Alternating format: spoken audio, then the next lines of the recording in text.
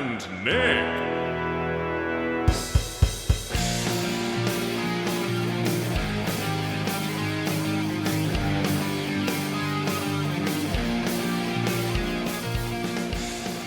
Welcome to that Superhero Thing podcast where we discuss the latest superhero and comic book movies and TV shows. I'm your host Nick, and joining me, as always, I can't think of a witty joke this week, so it's just Anthony this week. That's it. Oh. You alright? Hello. Yeah, good. Thank you.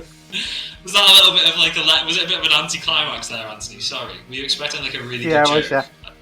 I don't know why, because they're never really good jokes, so I don't know why. I was going to say, yeah, not really good, no. They're never particularly good. So this week we have got quite a lot to go through on the show news-wise. Obviously we're going to be talking about Hawkeye, but there's loads of little bits of news that have come out. Nothing that I can feel that I think is like really major, just loads of like little bits. So some of the stuff we're going through, we're going to be talking about the Daily Bugle's new TikTok account. Have you seen this? No. Yeah, the Daily Bugle's launched a TikTok account. Oh my god. Or the Batman.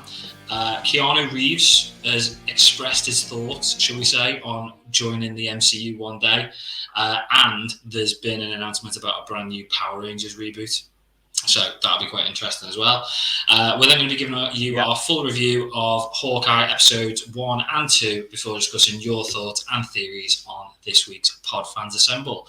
This is also your spoiler warning. There will be spoilers and speculation throughout the episode. If you want to skip ahead to the Hawkeye review or to Pod Fans Assemble, we will put timestamps in the description as always. So news then, talking about this Daily Bugle TikTok account. So it's obviously fake. It's a real TikTok account, but it's obviously fake.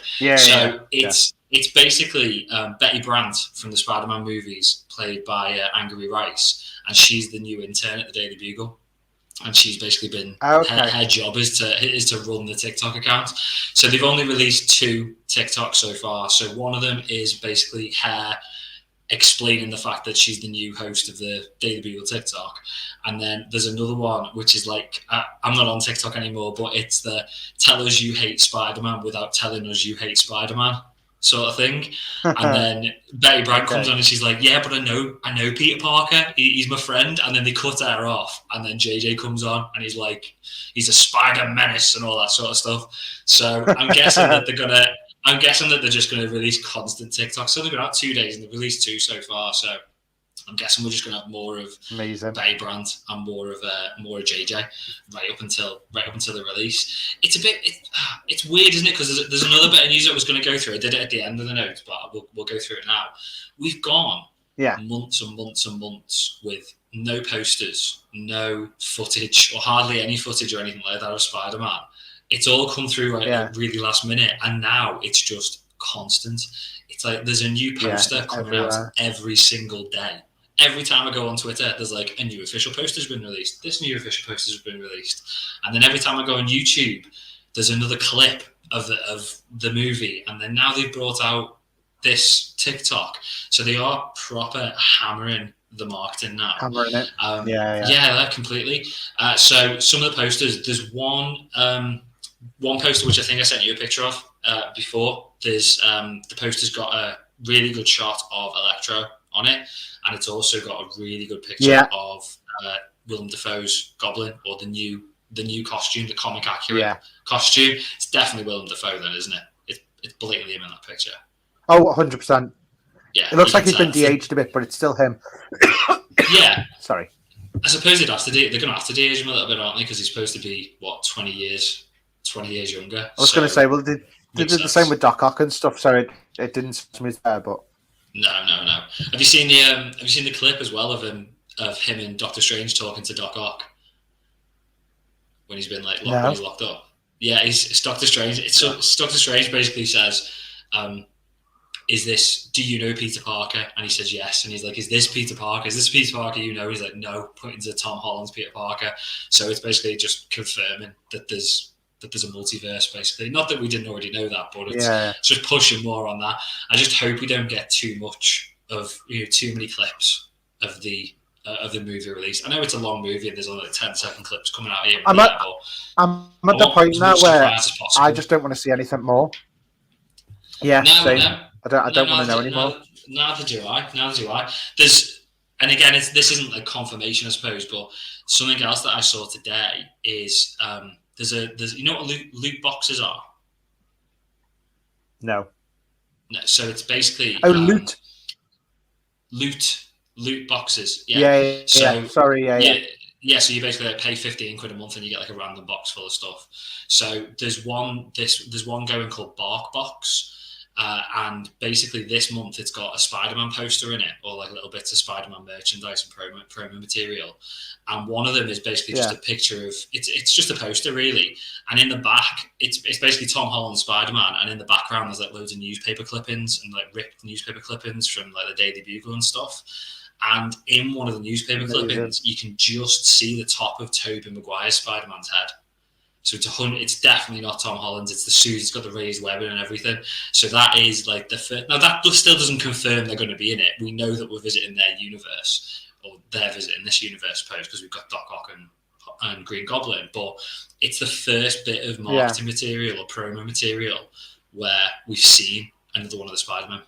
So it's got to be. They've got to be in it. They've got to be in it. I'm just going to be devastated. If we get to the 15th of December and they're not in it, I'm going to be so upset. I'm really pissed off. Yeah, me too. I'm going to storm out after the last post-credit. After the last post-credit, yeah. Wait till the last post-credit. So, bit of something else that came out this week then was which Anthony was mega excited about, was the prologue to Jurassic World. It's bigger than a park. Jurassic World Dominion. So this was previously shown before Fast 9 in IMAX over the summer, and now it's been released. Oh, was it? Oh, okay. Yeah, apparently, yeah. Now it's been released onto YouTube, so we can all see it for those people who didn't want to brave the cinema in the middle of a pandemic. I'm not even going to talk about this one. Andy, go on. You love dinosaurs, and one of them looks like a dragon, so I'll just let you talk about it. It did. I mean, so start off. It's set, and I was watching it, and I thought, okay, this isn't our time. It can't be. So it did actually say 65 million years later in the actual advert for it. It did. But T-Rex fighting, and he had like a little mohawk of feathers. Did you notice? He had loads of feathers, didn't he? Yeah, which is weird. Yeah, apparently that's accurate, but yeah, it's still threw me off a little bit. Yeah, well, it shocked me because T-Rex is fighting with another kind of mega dinosaur, whatever it was. A Gigantosaurus, apparently it was. Was it a Gigantosaurus? Okay. Gigantosaurus, yeah. I was like, you can't start off a prologue with the death of a T-Rex. That's just sacrilege. Yeah, but then you see his like great grandchild T-Rex getting revenge. Yeah. It's like I'm pissed off. My great granddaddy got bitten in the neck by a Gigantosaurus. I'm just going to wreck everything. I really like the fact that they did the mosquito landing on the T-Rex and stuff, and then it does the 65 million years later, because it's going back to kind of the mosquitoes in the amber and stuff like that. Exactly. But then obviously we get to present day, and it's straight off. It's the helicopter chasing a T-Rex through what looks like a wooded area, a foresty type setup. And they are fast approaching a drive-through movie. So it's then obviously now the thing that annoyed me is that there were people kissing in the cars, as you would. But who continues to kiss like that when you are hearing like literally tens of screams around you? If there's people screaming like that, you know something is going down, and you would stop to find out what's happening. But I love that we got the print, all of that kind of stuff again. Obviously, the T-Rex kind of breaks in. I don't know whether I'm right or wrong in this, but I don't recall seeing any deaths or anything. I don't think anybody was eaten or stomped on or anything like that. I think, yeah. So, but it was just like a little thing. The same from the kind of last like 5 or 10 minute shot that we got when what was it called? Big Rock or something like that, wasn't it? Yeah, with like when they were camping. Yeah, like Triceratops or something like that. Yeah. It's just introducing us to the integration of dinosaurs being around us every day. Like Yeah, it's the actual. It's just leading up to that for the film, isn't it? We know exactly. it's going to go that way, but it's just kind of giving us little teasers, Yeah. which I Well, am apparently living this for. isn't this little 5 minute prologue that we've seen isn't in the film because I thought it was like the first No, five no, minutes, but it's not. It's just sort of to get us used to it. I'm yeah, excited for it. I quite like the last two Jurassic Park movies, and I'm looking forward to the original team coming back, like Ghostbusters style. The original Alan Grant yeah. and Jeff Goldblum's character as well, all coming back. The only thing I thought was when all these dinosaurs, because at first when we saw like the 65 million years ago bit, I thought all these dinosaurs were in the present day. I was like, bloody hell, there's loads of them. There's Yeah, well, that's what hundreds of I them, thought thousands at of them. first. But then But it I got just to the thought, bit with. Sorry, go on. with what? No, go on. I thought it was with the pterodactyls. As soon as we saw kind of that cliff face and stuff, I was like, that rock is a lot older. Like they've set that back. So I knew at that point it wasn't Yeah. present day. No, fair. Yeah, I get that. I thought one thing I did think though was even if there were that many dinosaurs sort of roaming around the earth nowadays, and I know they've got to make a movie of it, but do you not think in real life they'd all be dead in a week because there's just so many Yeah, lunatic hunters who'd just be like, I'm gonna go and kill myself a T-Rex. They'd all be dead in like literally less than a week. There will be no dinosaurs left. There's absolutely no danger. Absolutely no danger at all. They just wipe them out. But yeah, looks good. I'm looking forward to it. yeah, I So can't wait.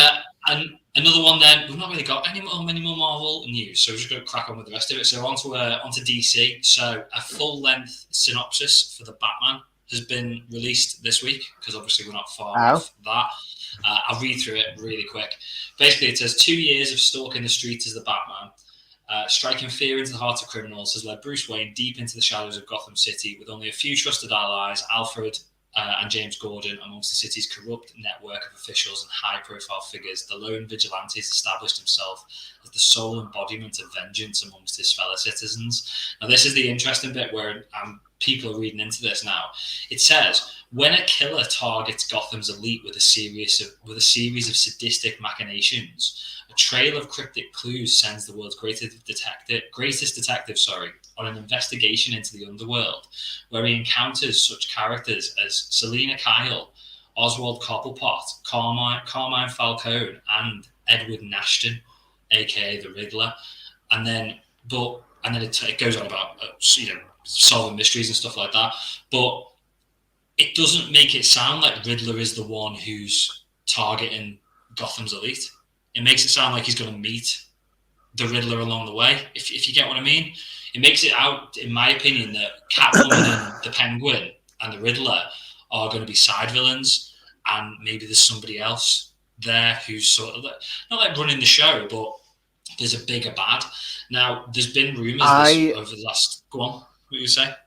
I was going to say, well, I'd see it. I don't know whether they're taking kind of the more Gotham approach in during the series. Obviously, Ed, it was almost like a schizophrenia, wasn't it? It was like there was a split personality, and the idea of him meeting him is him going insane while he's down there trying to live the double life. It kind of straightens and he becomes the Riddler. So that's the only thing I can think could be the case. Potentially, yeah. Well, I think the thing that's got a lot of people sort of talking and guessing is that Barry Keoghan, I think is how you pronounce his name. He was Druig in Eternals. You know, the one who fell in love with Kari. He's in the Batman, but it's not been announced who he is. It's been confirmed he's in the movie, but there's not been any confirmation officially anyway. Apart from last week, his brother, when he was drunk, went on Instagram and put a post up to say, just found out my brother Barry is playing the Joker in the new Batman movie. And now the post's been deleted. So that's the rumour. The rumour is that he's going to be the Joker and he's going to be the overarching baddie and everything else is just What do you reckon?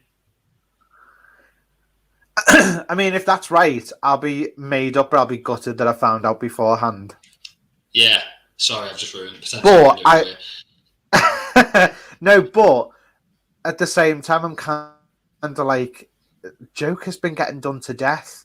Like, That's it'd be my good to thoughts. see another villain just having their own moment for 5 minutes. Do you know what I mean? Exactly what I thought. Batman has got probably the best rogues gallery of any superhero by a mile. He's got so many interesting bad guys. I can name and we keep more going back to the Batman Joker. villains than anyone else. I reckon I can name more Batman villains than Marvel villains in general. Do you know what I mean? There's so many, but they're all good, or not all of them are good. Like Calendar Man's not particularly good, and the Condiment King's not particularly good either. But there's so many good villains there that they could go down the route of for a movie. But we keep coming back to Joker, and I'm not saying never do the Joker in this world or universe, but yeah, let's not go straight in with the Joker in movie number 1. Do you get what I mean? I mean, unless we see him at the end, it'd be kind of all right if we see him at the end and he's setting up a villain for a sequel. But I think I don't want him that. I don't want him that soon. A bit more news then. So a couple of new releases this week. So Resident Evil: Welcome to Raccoon City, that came out in the US yesterday. It's not out in the UK yet. Not out in the UK until the 3rd of December. So obviously we've not seen it yet. It's not had great reviews though. It's not going over particularly well with critics. I know we don't pay too much attention to Rotten Tomatoes, but Rotten Tomatoes has currently got it at 29%. So that's not good. Variety said it's subpar CGI and helter-skelter editing. That's what they said. But we did say from the trailer the CGI looked shit. We did say that. I think we said we hoped it was just the trailer, but clearly not.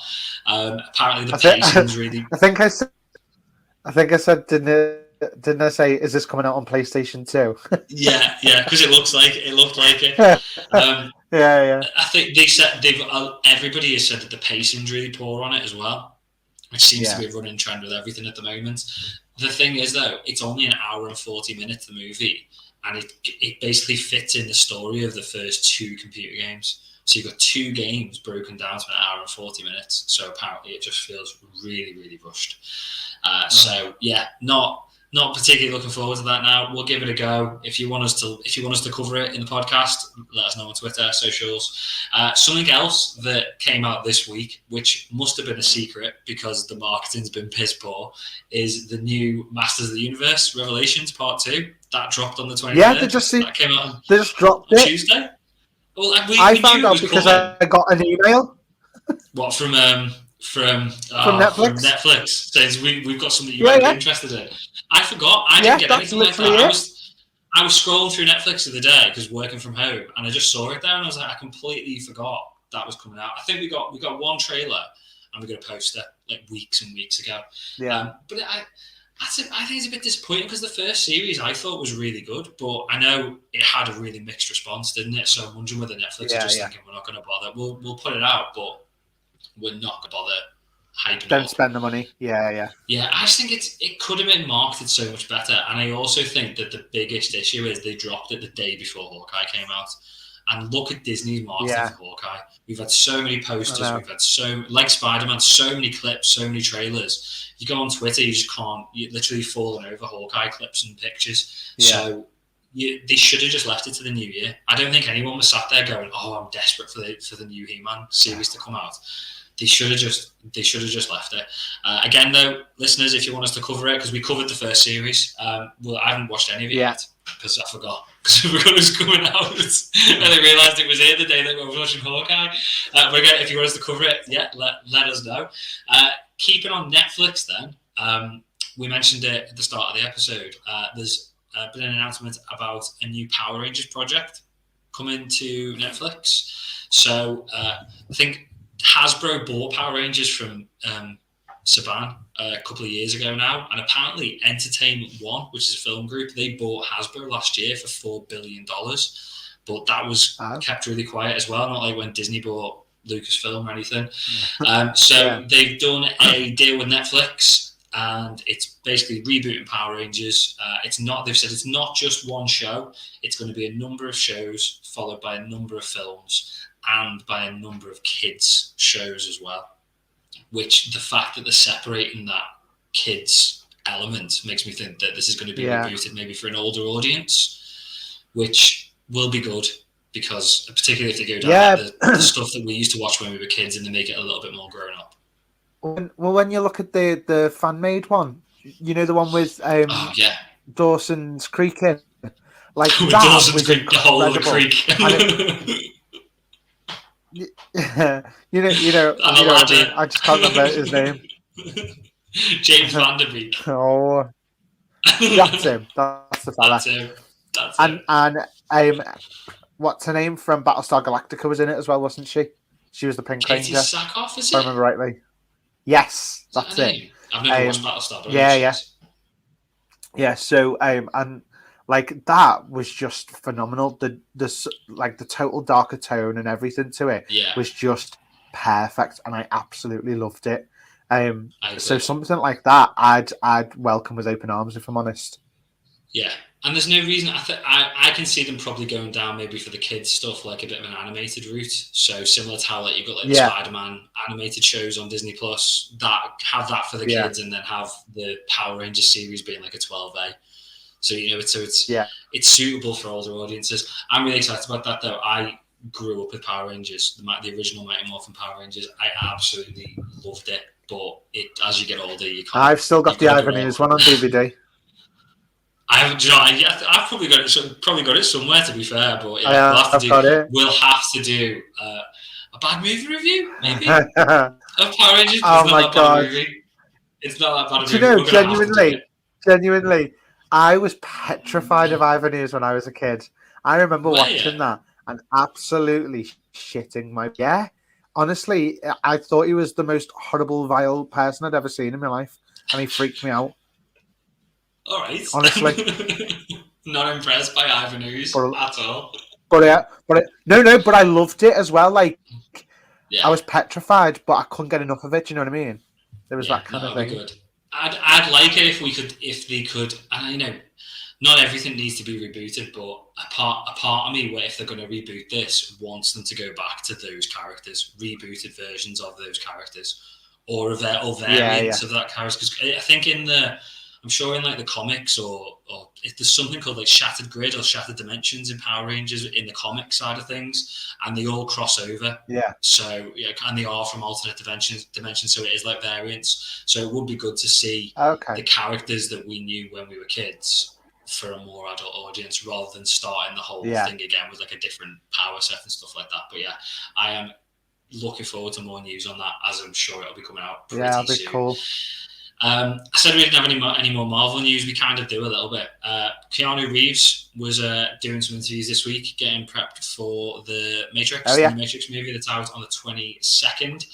He did an interview with Esquire, and they asked him about the prospect of joining the MCU, and he said it would be an honour. There's some really amazing directors and visionaries, and they're doing something that no one's ever really done. Kevin Feige, just ring him now and get Keanu. Seriously, just ring him. He said it would be an honour. Just do it. I don't even care who he is. Seriously, I'm not bothered. Just Keanu. I've seen news reports. There's been calls for him to play Ghost Rider. I know. I'd be good with Ghost Rider. People have been saying do that. I know. Yeah. I'd be alright. I think can't we just have him as Keanu Reeves? Can't we just have Keanu Reeves as a secret superhero? Because he probably is. And just have him have him kicking ass. Just have him beating the shit out of Thanos.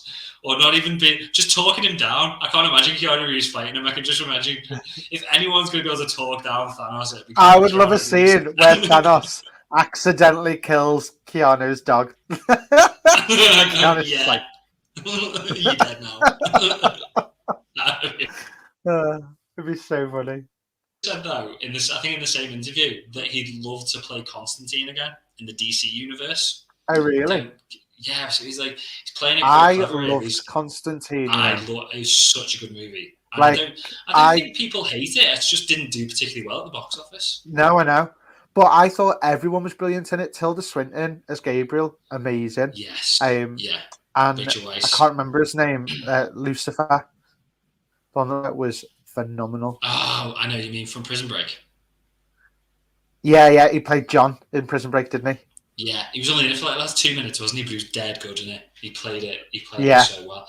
I'm all right with. I'd just be concerned if DC ended up pulling him in for Constantine, we'd never get him in the MCU. And I've seen Constantine already, so I'm okay with Constantine if he's not going down the MCU, but I'd rather have him in the MCU. Sticking with DC then, Jared Leto was doing some interviews this week as well because he's in that new Gucci movie, which we were shocked by when we saw the trailer, that it was Jared Leto, this big old fat dude. He was interviewed though, and in one of the interviews, I think it was on the red carpet, he got asked if he'd like the haircut of the Suicide Squad, or of Suicide Squad even, to be released. And he said, absolutely, why not? Why wouldn't they? That's what streaming's for. Completely correct. I don't understand why we've not got it yet. Why would you not? And then David Ayer retweeted the video of him getting interviewed on the red carpet and put exactly what streaming is for. If you own IP and you have a mandate to monetize it for your shareholders, that's exactly what you do. So again, even David Ayer is saying, "Why it's going to make money? It can't lose your money. Literally, it's done. The whole movie's done. It's edited, as far as I'm aware. It was literally ready to go. The whole cut. Why would you not just put it? Just drop it. Yeah, exactly. I'm wondering, maybe they think it's too close to James Gunn's Suicide Squad, and it'll cause confusion. Maybe. But maybe in a year or so we could get it. I don't know. But yeah, I'd happily pay for that. And then last little bit of news. I've got to mention it. There was a new trailer for the League of Super Pets. came out this week. Looks a bit meh. But it's not aimed at us. Well, it's for kids. John Krasinski's playing the voice of Superman, isn't he? He is, yeah. That was the only thing that was a bit like, yeah, okay. I think I saw that in an article and thought, I'll watch the trailer because John Krasinski's going to be Superman. But not my cup of tea. But Jake and Chloe will love it, I'm sure, when it comes out. Yeah. That's us for news then. Shall we finally? We've been waiting for months for this. Shall we talk about Hawkeye? Yeah.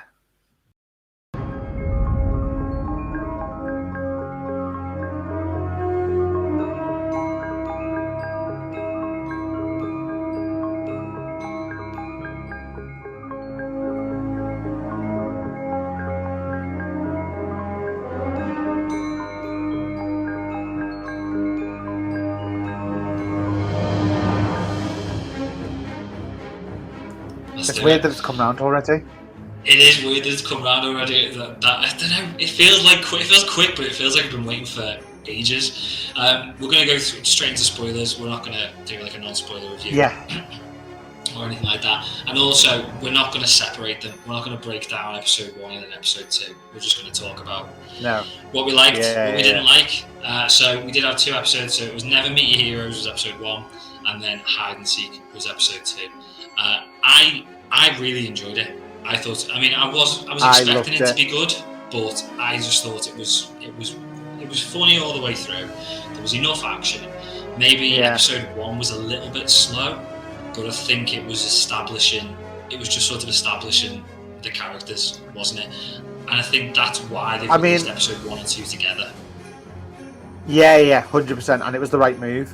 I really enjoyed though that it started in 2012 with the original Avengers fight, and that's how it's affected her. And she's watched him, and it's the moment that he's falling off the building. It's the one moment that Hawkeye had in the Avengers film.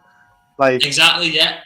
Everyone's been talking about that for weeks since people first saw the first couple of episodes. They were saying the opening's amazing, and I just didn't expect it to be. Didn't expect it to be this, but it was brilliant. I loved the different take on it. Yeah, I loved her being in the. I assume it's like a penthouse apartment, isn't it, or something? Yeah, because mum and dad are loaded. That glass dome at the top, and then you just see the. I can't remember what it's called now. The thing coming.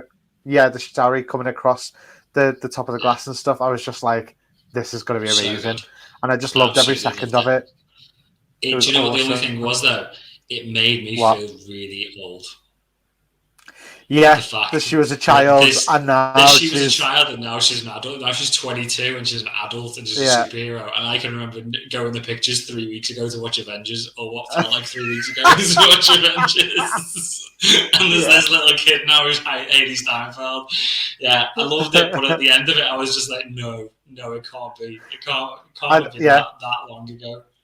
She's a kid. I'd still already finished uni by that point. I just wasn't happy with it, but yeah, thought it was really good. I liked I literally at the very end of it, before we got into the opening, which I thought the opening credits were really clever. The way it showed her, sort of, it was basically a training montage. Yeah, the whole opening credits was just a training montage. But I loved it when her mum said, I'll give you whatever you need. And then she just turns to her mum and says, she's like, what do you need? And she's like, I need a bow and arrow. And literally 2 seconds before she said, I need a bow and arrow, I said it. And then when she thinking it as a joke, and then she said it, and I was just literally sat in the living room on my own, giggling to myself that I got it right. So stupid. But yeah, really enjoyed the opening. Should we talk about? Obviously, we'll talk about parts of the episode and the bits that we really liked and where the story's going. But it was so character driven. I think we should talk about the characters, because we're going to pick up on bits of the episode as we go. So obviously, we've got to start with Clint. We've got to start with Hawkeye. He's who the show's about. I like Hawkeye. I've always liked Hawkeye. I know a lot of people don't like him because he's the weakest Avenger? Maybe. People just aren't really huge fans of him. I love that he can make it as an Avenger without having to be a superhero, without having to have powers. He's just got a bow and arrow, and he's a shit hot aim. Like, that's literally it. He's just trained in something he's probably practiced for years and years and years. Like, that's it. Yeah. So I love that we get a character who can make it to that top level tier of being an Avenger while just person, essentially. I agree. I think he's boss, but people don't like him. Like the Marvel stans, as they call themselves, who are people. Yeah. I'm not slagging anybody off, but I get the impression people who haven't been with the MCU since it started and have sort of come in part way through, they hate him. Yeah. They hate his character. Yeah, they just don't like him at all. But I also love the fact that the things affect him more. So, like, when he's doing a ton of running around, or when he gets hit really hard or something, it does take him that little bit longer to get back up. But he also makes that funny. You know, exactly. He talks about, he's more relatable. I mean, how many times has he said, I'm too old for this shit? Because he's said it at least twice. Exactly, yeah. And I love that. I just think it's brilliant, because it's exactly how you'd feel. He's the normal dude, Avenger. And the series so far it's quite like meta and quite clever of Disney, because they know, or they've seen as like the shit OG Avenger, and they've played on it. They've just made it. They've made it part of the story. So the fact that, I mean, the whole Rogers the Musical thing, we've got to talk about it. I thought we'd get further into the episode before we talked about Rogers the Musical, but let's talk about so good about Rogers the Musical. It was epic. I'm glad we saw so much of it. Yeah, so am I. I wasn't expecting to see as much as we did see, but it was so good and so funny. It was big. And the guy as the Hulk with essentially just a green puffer jacket on. Anyone can be the Hulk. It's weird, isn't it? How they've got all the characters. They've just put everybody in hoodies and jackets, like Cap's in a jacket and Tony's in a jacket. Yeah. And is Nat in a suit? It looks like she's got like a black suit on. I have like no idea. Like a blazer. Remember. But yeah, but again, so in that, funny. Hawkeye is seen as the not. It's like when they're singing the song. They sing the song. What's it called? Save the City or something like that. Because they've released. Which I sent to you before. They've released the whole song. So the whole song is available on YouTube. Yeah. I'm assuming it's on like Apple Music and stuff like that. The whole 4.5 minute tune is available to listen to. But in that, to be fair though, it's a clever move to make after the Agatha thing. Yeah, well, Agatha all along's been nominated for a Grammy this week. I know. So which is yeah, mental. Yeah, they probably found that out a couple of days ago and thought, fantastic, let's make another song. Let's just release that from it. But in the song, they do like a roll call of all the Avengers, yeah, and it's like Nat. I can't remember what they can all do now, but Nat can like kick ass, and Hulk can smash, and Cap and Thor are super powerful and they're nice to look at too, and all that sort of stuff. yeah. Good to And look at. then Yeah. in the show, Clint sort of like fades out and like nods off, or his hearing aid goes off before you can hear them talk about Hawkeye in it. But when they're talking about Hawkeye, they just say something along the lines of like, he's a really cool guy, something shit like that. I think they say, "Oh, Hawkeye seems cool. He's a really nice guy. That's him. That seems cool. Yeah. He's a nice guy."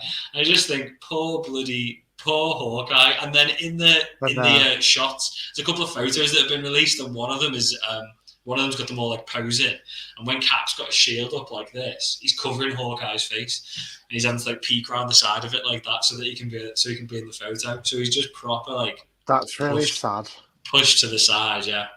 And the fact that they get, I didn't know he was supposed to be today on Twitter. I was asking people, but Ant-Man's even in there in the Battle for New York. And he's in the song as well, and there's like a big verse about how good Ant-Man is before they get to Hawkeye. And apparently he makes a joke about it. I missed this in the show, but Clint says something along the lines of he wasn't even there. Why is he in the show? He wasn't even there. So again, somebody who wasn't even there is getting more attention than him. So it really it puts him down, really. But they proper push on it. Like when that kid says, "Oh, there's a superhero in the street," and he runs up to Ant-Man. And Kate says your problem is branding. Yeah. That's it. And they might be right, because it seems like later on in the series he's going to get a costume, because we've seen like behind the scenes photos with him like with the purple like Hawkeye logo. Yeah. So it looks like he's going to get himself a proper costume, which is like the first time ever. But I thought it was really clever. But I think, and maybe it's a way of them trying to make you feel for him. The one thing for me, I was totally confused with the hearing aid at first. Yeah. Because and I was just like, where's that come from? There was nothing mentioned at all at any single point. But then they did explain it later on. So I was like, right, okay. But it just wasn't, I don't know, it felt a bit forced at first. I think that was probably my only negative thing on it. It was a bit of a jump, wasn't it? Yeah, they did an alright job of explaining it, but it took a big jump there. In the comics, I did a bit of research on this today, and apparently he did go deaf in the comics. But he got healed really quickly, and he's obviously not deaf anymore in the comics. But they've gone down that route. I'm guessing, I think they're doing it to, again, to make you feel sorry for him, but also to give him an out so that Kate can take over as Hawkeye. He's old. Yeah. He's dead. He's not that old as Jeremy Renner isn't. Sorry, Jeremy Renner. You're not that old. But he's older. He's older than any of the other Avengers now, probably. And he's gone deaf, and he doesn't want to do it anymore at the end of the day. So it's another reason for him to get out. But I think it's, even though people in the show seem to love him, it's like that dude in the Chinese restaurant wouldn't let him pay for his meal, and that guy stopped him in the toilets and was like, "Can I have a selfie with you?" So people recognize him and seem to love him. But I think we're going to get to the end, and it's going to be, I think the sort of the arc of the story for Hawkeye is him going to get into the end and people thinking, "Wow, Hawkeye is one of the best Avengers. Isn't Hawkeye amazing?" He'll be all over the news or something like that. And I think that's where we're gonna go with the show, and that'll sort of like complete the story and set up for Kate, who is obviously the next big character to talk about. I knew I was gonna like Kate anyway. I really like. I think Haley Steinfeld's brilliant, but I was dead impressed. I was dead impressed with her as a character. She's so funny, but do you know what I also loved? What? From the get-go, her style of fighting all the way through has been the kind of jiu-jitsu style of using the other person's weight against them. Yeah. Because when you watch that fight, I don't know why I noticed that, to be honest, but I noticed that when she was having the fight in the wine cellar, every move was her flipping them down once they'd thrown themselves at her. It was all using their own weight against them and stuff. So I like that because it made it more realistic on the fact that she is a petite female, basically. Not to be sexist or anything, but she's obviously not as strong as those big burly men were, and she was still kicking ass with them, which I really like that.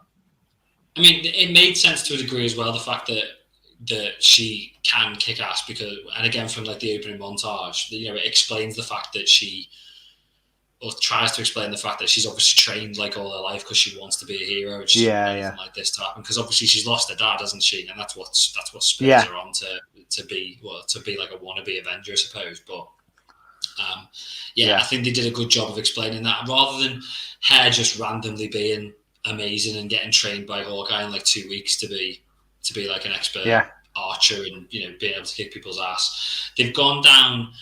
They've used, shall we say, the classic Marvel formula with her being goofy as fuck, but completely capable of kicking your ass at the same time, which is what they did with Thor, what they've done with Yelena, who obviously will be showing up at some point in this. But I think they've done a really good job of making her, would I say, like, relatable?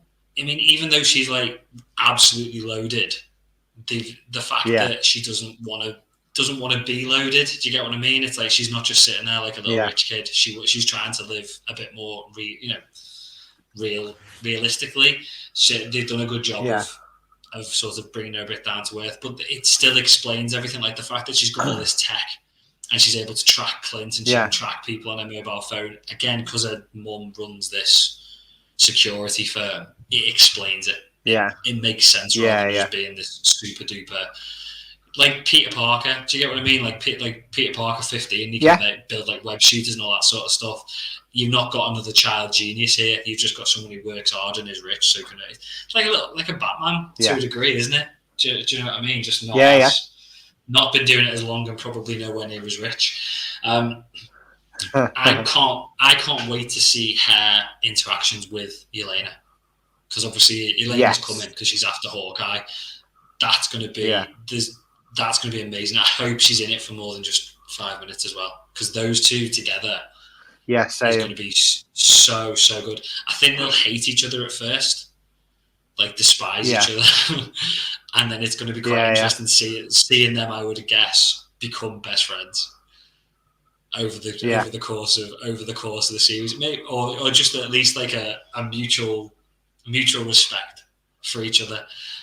But she loved her as a character, dead funny throughout, and just really bought into her straight away. We had, so who else did we have? There's not that many main characters. So we had her soon-to-be stepdad, Jack Duquesne, I think his name is, and he's played by Tony Dalton. So he's the one who her mum is engaged to. What do you think? Is he our baddie, or is he one of our baddies for the series? 100%, yeah.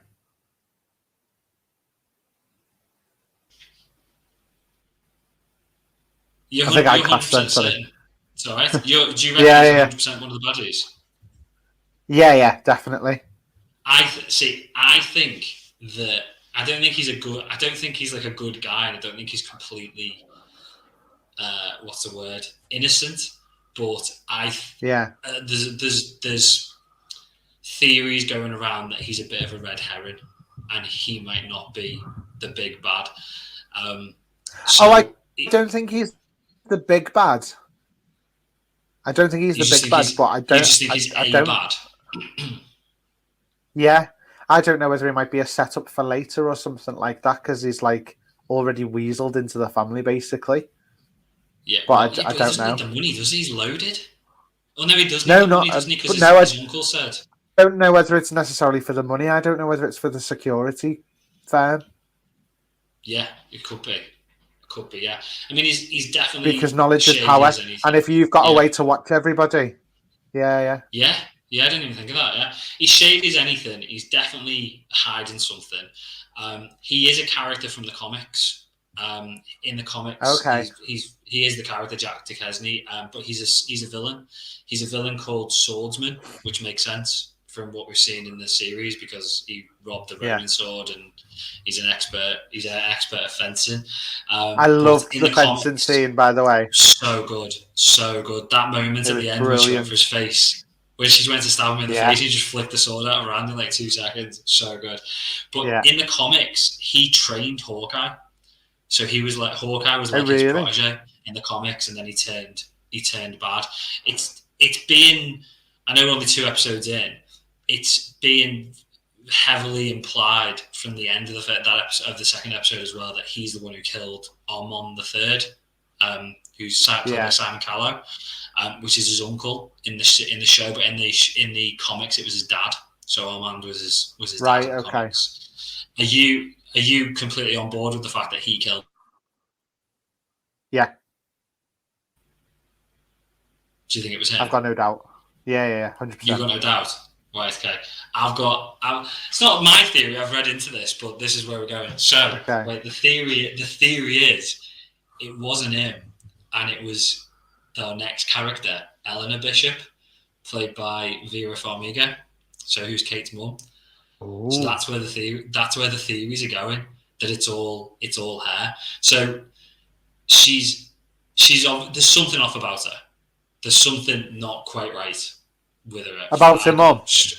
Yeah. There's just something. Right. There's something a little not as shady as the dad, but as a stepdad. But there's something a little bit shady about her. So first of all, I love Vera Farmiga. I think she is amazing. What's she been in? I recognise her, but I don't know what she's from. I love her in The Conjuring. She's in The Conjuring.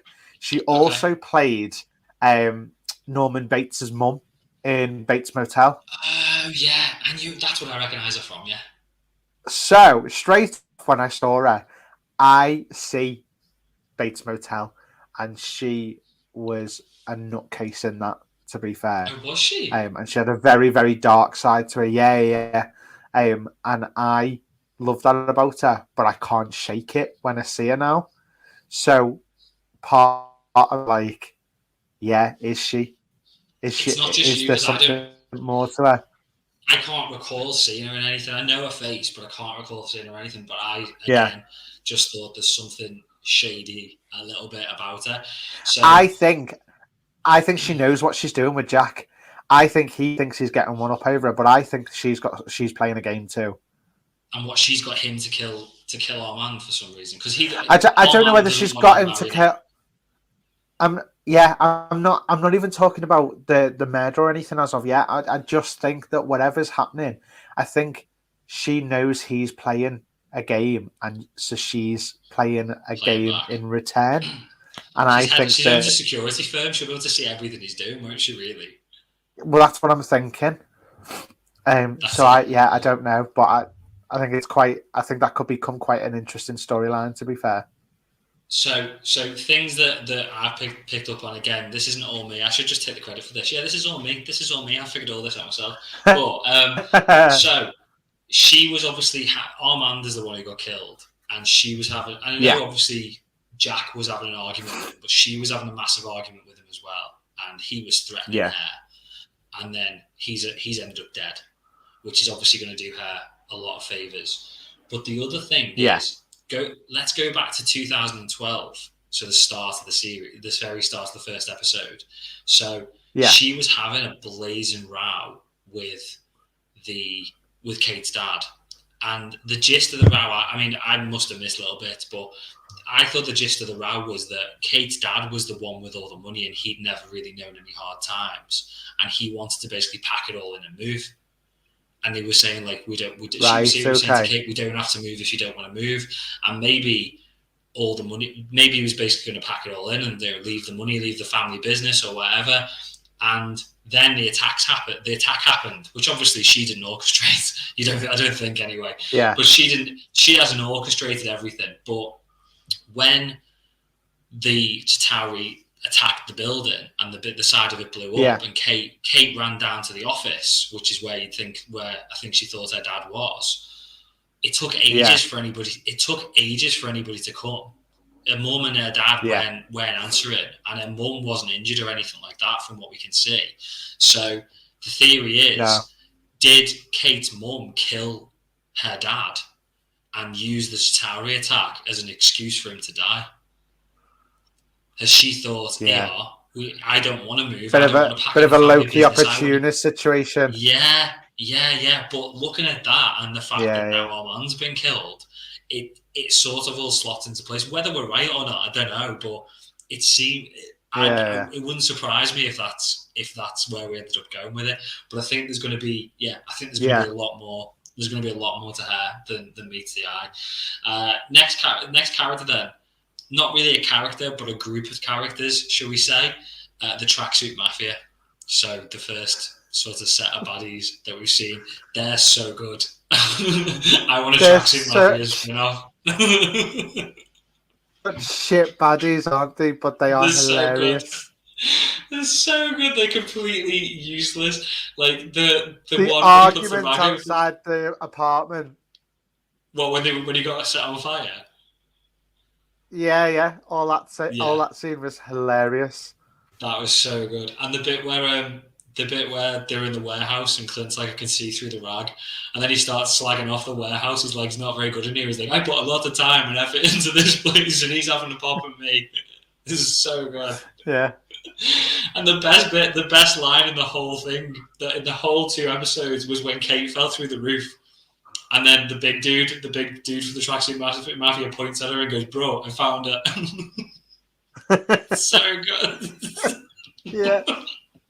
I was killing myself. It was so funny. It was funny. So again, trying to talk. Well, I mean, I know obviously we see Echo with them, who we'll talk about in a second, but we see it looks like they've got like a leader, the guy who when he was following Kate, he like pulled his mask up. He's a character called Kazi. Right. Okay. Heard anything of him yet, but we saw him in that opening episode, and then he was there, definitely sort of like sitting on the sidelines when Hawkeye was being was like sort of like held hostage, and he's in the guy who plays him for our fee. He's in the opening credits, so he's like the 3rd or 4th name in the opening credits. So I don't know who he is, and I don't know the characters either. But I'm guessing he's going to play a big part the further into the episode, into the series we get. The other thing I was wondering as well, because when they break into the is it a museum at the start? Is that where they are? They get a fundraiser at a museum when they break into the little secret auction at the bottom. I thought they were in the basement of the building that the party was at. It was just a party, was it? Yeah. No, they were in the basement. Yeah, but I didn't know what the main building was. Whether it was. I thought it was just like a hotel with event rooms or something. Oh, okay. Maybe that's it. And then it was like a wine cellar basement. When they break into that wine cellar, the leader, the Kazi guy, says everything else is sort of second to the watch. We need to get the watch. So that's the main thing that you're after here. And then when they got out, or when Kate got out, she bumps into one of the dudes and he's got the watch. And it's just a silver watch with Avengers Facility written on it. So what's that about? I can only think it's one of Tony's watches that could. Yeah. You remember in is it the Winter Civil War when Tony's got the watch and he sort of like pulls it back and the Iron Man hand comes on and he's got the repulsor ray and stuff like that. Or maybe it controls something like Edith from Far From Home. But there's got to be a lot more to that side of the story as well. They're obviously after that. And then the last person that we meet in the episode is Echo, who I'm surprised we've met her so early on. I thought it would be well into the series that we'd meet her. But Echo, who is Maya Lopez, who's played by Alakwa Cox, she seems to be the leader of the tracksuit mafia. She very weird introduction to her. Obviously, she's a deaf character, which is kind of interesting because obviously they're taking Hawkeye down the route of being deaf as well. So it'd be quite interesting to see not how they interact, but just whether there'll be like a bit of a mutual respect for each other because they're both in the same boat. But yeah, really weird intro to her. Just sort of like sat in the red room, like feeling the speakers as they vibrate, Yeah. and the fact that she's in the red room, which in a red room, which obviously brings back memories to Black Widow and the Widows and where they were trained. I didn't know. Do you know much about Echo? Do you know like what her powers are or anything like that? So in the comics, she's the adopted daughter of Kingpin. I think I've talked that before. So Kingpin basically killed her dad, and then Kingpin told her that Daredevil had done it. So he sort of like took her under his wing and basically turned her into a master assassin to go and kill Daredevil. But her power is that she's got photographic reflexes like Taskmaster. So if she sees somebody fighting, she can completely copy their fighting style. If she sees somebody playing piano, she can play piano because she can just see how they've done it and she can just completely remember what they've done. So which I'm kind of glad, because it's like they've given us the character of Taskmaster again, which they completely ruined in Black Widow. Yeah. Because it was just a shit way of doing it. Didn't she have like a USB stick with all the video recording of the Avengers, and she just read it off her head or something shit weird. Like that? Yeah, stupid like that. But yeah, it's going to be. I can't wait to see more of her, and the fact that she's then getting her own series off the back of this must mean that she's going to be a massive character in this series going forwards. It also gives us our link to Kingpin, who is heavily rumored to be popping up in this. I'll be to the point where I'll be very surprised if he doesn't show up either. To be fair, early on in the series, I could imagine we'd get him sort of like 3 or 4 episodes in, and probably he's going to be the big bad. If he's going to show up, I think he'll be the big villain of the series. But I'm wondering if and how they'll tie all these little stories together, because it seems like we've got loads of different stories going off at once. We've got the whole thing with Kate's mum potentially murdering people, or Jack murdering people instead. We've got the tracksuit mafia who seem to be after Ronin. We've got potentially now Echo and Kingpin coming in. So it's going to be. I hope we kind of got this. Yeah, we kind of got this at the beginning of Falcon and the Winter Soldier, if you remember as well. Yeah, we didn't know where it was all going. It was just loads of little stories, and it all tied up. It tied up really well. Not as well as my theory was, but it got close. Wasn't as good as your theory. Wasn't as good as your theory. Something else before we sort of like move towards wrapping it up. With Kingpin being rumored to be in it, there's massive rumors that are quite ironic. There's rumors going around that when he pops up, they're going to use loads of CG and prosthetics to make him look more like a comic accurate Kingpin. So in Enter the Spider-Verse, he's in that obviously, isn't he? Yeah. He's massive. They're going to CG. They're going to proper CG him up to be like this huge, scary dude, rather than just a 6-foot dude who's a bit muscly and a bit fat, basically. But as long as they don't push it too far, I'm all for it. And I think it'll sort of clearly separate it from the Netflix shows then. Especially if they've got Vincent D'Onofrio playing him again. They need to sort of. It's great that they've got him back, but they need to not have people confused over whether it's the same dude. Whereas if this huge CG dude rolls up, it's obviously not gonna be him. We've missed out at like a massive bit, by the way, that I absolutely loved. Yeah. The role play scene, the giant fight in the park.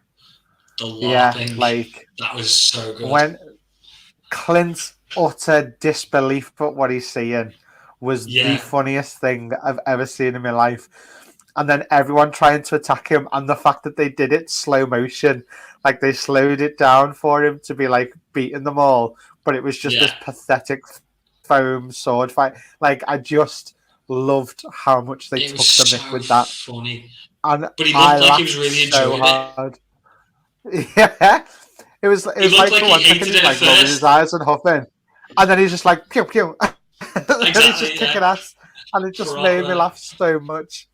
And then just that guy going, "Please let me beat you, let me kill you, let me win." Let me kill you. Let me kill you. He's like, you're a real life superhero. I just get to do this. Please let me have this. I just want this story. Just one story. Exactly. So you can go and tell people.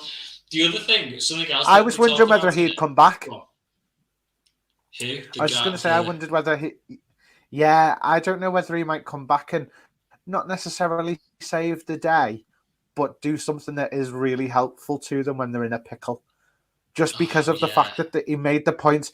They made the point of the name exchange at the end, where they were telling each other their names and stuff like that. Do you know what I mean? And I just think that if there's a moment where we see him again and he does something that's dead daft but helps them in some way, like it'll be a cool little nod to the fact that this guy was like, I never get a win. And he made a point of saying it. You're a real life Avenger. I just get this story if you let me. So I think that he could come back into it.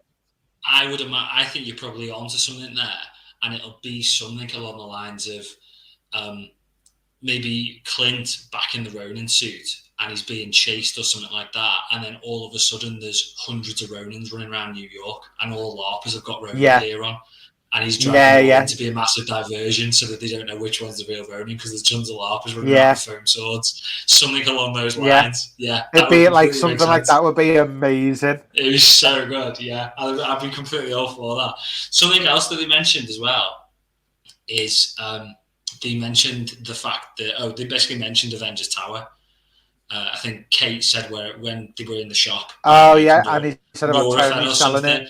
Yeah. So I thought it was a bit weird for a start that she wouldn't know that. That she, that it's not general knowledge that Tony sold the tower, which makes me think the idea was that Tony farted and it was in the news, wasn't it? Exactly. Like that's the way across. And there's been so obviously Clint confirms that Tony sold it a couple of years ago, but I would think that if she doesn't know that it's even been sold, it's not going to be not somebody big, but I think like the big rumors or the big sort of theories are that it's either been bought by Norman Osborn and it's going to be the new Oscorp Tower, or it's been bought by Reed Richards and it's Tower. Surely she'd know that it's the Oscorp building now, and it'd have like a big Oscorp on the side, and it'd be very obvious that it's not the Avengers Tower anymore. Whereas if it was the Baxter building, Reed Richards would be he's not going to put a big Reed Richards sign or a Fantastic Four sign on the top of it or anything like that at this stage, is he? And he's not going to have Baxter building written on it or something like that. So if it's going to be one of those two, I would imagine the fact that she doesn't know who it is would probably point towards that instead, and the fact that it's not like a big name like Norman Osborn. Anything else that you sort of like picked out that you wanted to talk about? Not really. Like the dog. Can we talk about the dog for a sec? Lucky the pizza dog. How have we forgot? Yeah, we can't wrap it up without talking about Lucky the pizza dog. I'm just such a dog person. I just love it, and I love the fact that he's in it. And when she saved him, honestly, I think I was more upset about that than the deaths in Infinity War and Endgame when the dog was about to be hit by a car. Like I was like really getting don't kill the dog. Dogs. Like I can't kill dogs or kids in TV shows. Otherwise, it just puts people off completely. Yeah, you just can't do it. When I watched John Wick 3 and he had the new dog. I haven't seen John Wick 3. This little stuff. Yeah, he had like a little staffy with him. And honestly, before the film had even started, I was like, if they kill that dog, and I felt myself welling up, I was like, you can't do it. I can't cope with it. Don't kill dogs in films. It's not okay. So I was so happy. I was so happy that the dog was all right. They're not gonna kill Lucky the pizza dog. I don't think. They better not. Disney have been famous for killing their animals off. Bambi. Yeah. That's all I'm saying. Oh no! Don't kill Lucky. Kill Clint. I like Clint, but I'd rather kill Clint than Lucky. Anybody, just don't kill Lucky the pizza dog. Don't kill Lucky the pizza dog off. Honestly, I think for Clint, anything less than him going back to his family is not going to be good enough. The whole idea is that he's constantly run back to his family every time, so that's how it needs to end for him, in my opinion. What would your opinion be if they killed him off at the end? Oh, I really wouldn't like it, I think I'd be really disappointed. He needs a happy ending, doesn't he? He needs to have a happy ending, just going back with his family.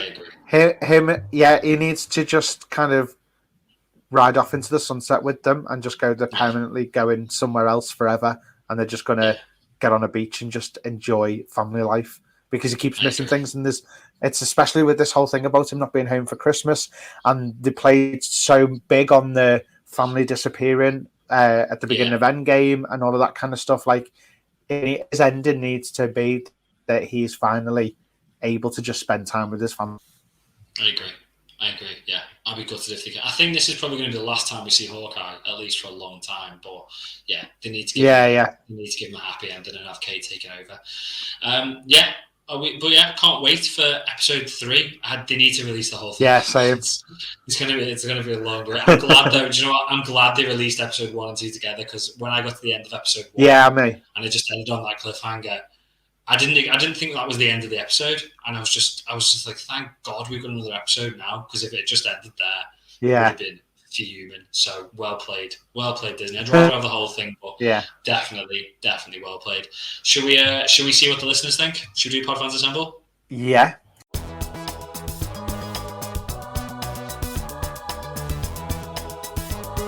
Podfans Assemble.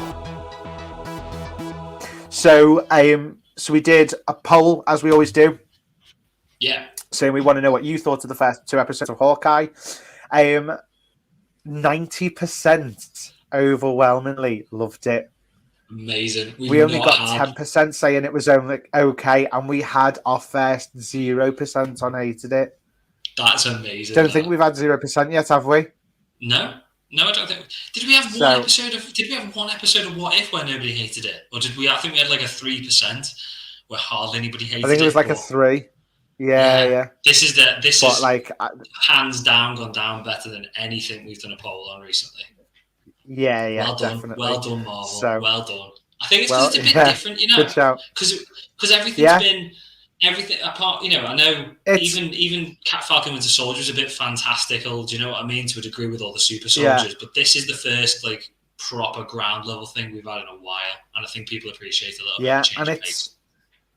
I feel like it's a little bit more light-hearted in a way as well. We're not having to really think and get deep in it. We can just sit and enjoy it. Do you know what I mean? Yeah, completely. Or that's the feeling I've had so far from it anyway. No, I agree. Yeah. So it's not got huge. I mean, I'm sure it'll get, the stakes will get bigger as we go, but it's not like world-ending sort of thing, is it? He's doing LARPing in the park to get a costume back. Do you know what I mean? And it's kind of nice to be a little bit more light-hearted. I'm very impressed with the results of the poll this week. Good. Can't wait to see how the rest of the series goes. Yeah. So Wes said, absolutely loved it. Only thing I didn't like was not being able to binge the whole series. Lol. Yeah, I agree. Because I could probably just sit down and watch them all. I could have just sat there all night and watched them all. Yeah. Peacemaker said, after only starting Daredevil a few days ago, I can say that Marvel shows are really good, even the non-Netflix ones. This show has so much heart and soul in it, and just Christmas makes me happy in general. I just wish Aja got credited, but anyways, 9.5 out of 10. Can't wait for next week. 9.5? I'm impressed. I don't know who Aja is. I don't know. I'm not too sure either. But I think the fact that the Christmas thing, I think that's helped out massively as well. The fact that it's a Christmas themed show, that's just got everybody proper in the Christmas mood, hasn't it? Yeah, definitely. Well played, Marvel. Paul Sears listening at the minute. Hi, Paul. Really enjoyed that. Loved the beginning scene and how we were introduced to Kate. Also seeing Clint with his family and trying to get on with life was good to see, and sets up the story for the series. Really invested in this now and look forward to the remaining episodes. Same. Definitely. We've then got Davey, AK, saying, I could really tell from the trailers that I was going to love this series, but damn, does it deliver. The first episode, while good, didn't pack a punch like the second. I have to say my favourite part so far are the bumbling tracksuit idiots. End of episode 2, Widow vibes. The bumbling tracksuit idiot is a much better name than the tracksuit mafia. They should take on that moniker for the rest of the series. I love it. I've got a feeling we're going to see more of them for the whole MCU. You know, I've got a feeling they're going to be like, we've talked about like having like shit villains just pop up just for a bit of a laugh at the start of series and movies and stuff like that. Like they're wrapping up one thing with somebody like you see on. You mainly saw that on stuff like Spider-Man and Batman, didn't you? Where like they're just rounding up a group of bank robbers or something, and it's the track. Like if it was the tracksuit mafia gang, like it'd be hilarious. Just like a constant bad guy or just a constant pain in the arse, but not very good. Do you get what I mean? Yeah. Shit supervillains. Yeah. More of them, please. Yeah. So Rachel Miller, 3 out of 3, like seeing the different perspective of Hawkeye on the roof in 2012 in the opening. The live action role play was very funny. I thought Thanos and some lines when they were with the tracksuit gang. Guys, I can see through the rag, bro. I found her. Very impressed. So good. So good. Also, I loved in the urinal the little bit of graffiti. Thanos was right. Yeah, deep that. Yeah, man, it was deep. But like, I've actually had real conversations with people where they've said that same thing. This is taken out on a very very dark turn for the end of the episode. I've read these back to front for Rachel. There were 3, and I wondering why she said 3 out of 3. I just thought she liked it, but was picking a random number. 27.5 out of 27.5. Sorry, Rachel. I'm going to go to the beginning and start with number 1. Right. Love the first 2. Live podcast people. I know, right? It's so different. The other series, they all have their individuality. I loved seeing Clint with his family. Rogers the musical was so funny, but also sad. As to Clint, all of it are his sometimes painful memories. I like the Christmas setting. I thought the music throughout was great, and using different music on the credits of the episodes, which tied to the story theme, was nice. Cinematography was great, fantastic. Loved the surprises with Ronin, suit and sword. The dog is a nice addition in the dynamics. And then she talked about the different perspective on the roof. My bad. Makes sense. Makes even more sense now. Thanks, Rachel. Alexia Kiddo said, see, this is why releasing the episodes over a few weeks both gives me the irrits and makes absolutely no sense to me. I get the business aspect to it, but it cuts both ways. If I was using my free week to check this out, Disney Plus would be saying so long to me next Wednesday. Oh. Fair play. There's I just think there's so much on Disney Plus. We're going top it to a degree, but there's so much Marvel stuff coming. And apparently, I think I read somewhere today that is it like over 60%, I think maybe it's 63% or something like that, of new subscribers to Disney Plus are purely subscribing for the MCU TV series. That's the motivation for two-thirds of people subscribing to Disney Plus. And there's so much other stuff on Disney Plus as well. Now, particularly now that Fox in the UK, there's all the Fox stuff. Well, yeah, because they've started Star, haven't they? Yeah, there's just so much stuff on there. So the fact that 2/3 of people are just going on there for the Marvel stuff, which to be fair, I mean, as much as I enjoy all the other stuff on Disney Plus and Star Wars and stuff like that, I'm not convinced I'd have sort of made the jump yet and paid for it if it wasn't for all the Marvel stuff. Obviously, I mean, we're on a heavily Marvel-focused podcast, so clearly we're into it, but I completely get that. See, I'm a massive Disney fan, so I was sold from day one to be able to just watch whatever Disney stuff was out. I've got a 6-year-old and an 8-year-old, so it was definitely going to happen anyway, to be fair, but yeah. At least I'm on board with it now. I'm 31 with no kids. I had no excuse. No excuses. No. So then Noah said, completely don't understand the people saying nothing happened in the episodes. I don't think they understood the episodes. This show is great so far. We are only 2 episodes in anyway. There's only so much you can understand or expect so far. Then we've got Black Rista Sauron. Yeah. Saying really boring, to be honest. Just wasn't much going on in either episode. I don't think it was boring. Okay. I mean, each to their own completely, but I don't think it was boring. But I do think that they've had to. There's a reason, like we said, that they've released the 2 episodes at once. Because I agree, if they just released episode 1, I don't think it was boring. It was set up, but they definitely needed to release the 2. And even though it might not have been like full of action, the first 2 episodes, they've done a good job so far of establishing, you know, a decent number of main characters in the episode and the motivations, and that's out the way now. Do you know what I mean? But you know, we can just crack on with the rest of the series and the story now. But it was it's a necessary evil at the end of the day, isn't it? Yeah. Well, we then had Surfer88 just say bland and cringe. Again, which does surprise me. I don't agree with your opinion, but you are entitled to into it, even though it's wrong. But you're entitled to your wrong opinion. Alan Hangover Alike said, thought it was a really good start to what looks like is going to be an awesome series. Kate Bishop is great and Clint is always awesome. Can't wait for the next episode. I'm loving the Hawkeye. I love that. It's amazing. I know, yeah. Sterling Hicks said, okay, I got a bit unconsciously turned off the lack of big action scenes at first. It took someone else pointing out to me that they were intentionally going for more lower stakes street level show for me to get it. Now I love it. Grizzled retired hero haunted by his dark past that he wants to leave behind, both Hawkeye and Ronin, honestly, and also being saddled with the hyperactive kid that's starstruck by him. I'm getting some Spider-Verse Miles Peter vibes from this, and I'm like, Definitely. I like that. I like the street, and I like the street level thing. I like the fact that, as I said, it's going a bit more lower stakes. It's a little bit more lighthearted, isn't it? But I think it's going to be part of something bigger. It's obviously not going to be like aliens attacking like a story or anything like that, but I think it's all going to result in something a lot bigger, like Falcon and Winter Soldier did, like you said. Yeah. We then had Ken, who is currently in, so hello. Fantastic. I'm no fan of Clint's Hawkeye, as he's the weakest Avenger, but this is redeeming him in my eyes and is a really great establishment of the wonderful Haley Steinfeld as Kate Bishop. That pre-credits opening of episode 1, I could have a whole bunch of series of that alone. Yes, definitely. Love it. Love to see more of that. Like what heroes have been not necessarily just in 2012, but what future MCU heroes have been doing while other major events have been happening. Do you get what I mean? Yeah, definitely. Jessica Barry has also commented saying, first off, this is to you, Nick. I like how you've worked the problem of the title being in the middle of the poster. Stellar work, Nick.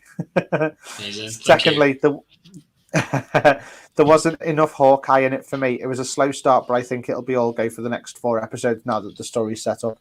Yeah, I agree. To be fair, it'll be the setup's there now, innit?